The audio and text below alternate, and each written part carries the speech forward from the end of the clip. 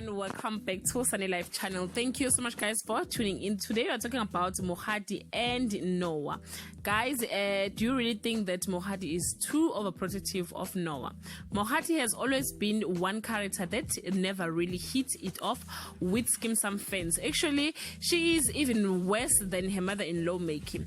Her relationship with her son sometimes comes across as toxic because everyone knows that Noah is a problem child and Mogadi always chooses to ignore the obvious.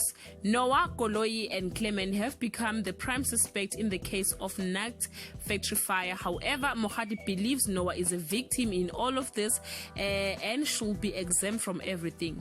Even though he was at the factory the night it was destroyed and all the evidence proves that.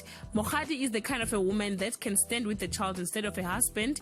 When Leto was telling her that Noah is a problem child, she responded by saying, at least there is no one who died in the name of Noah. She was just reminding Leto about Dumishang's death.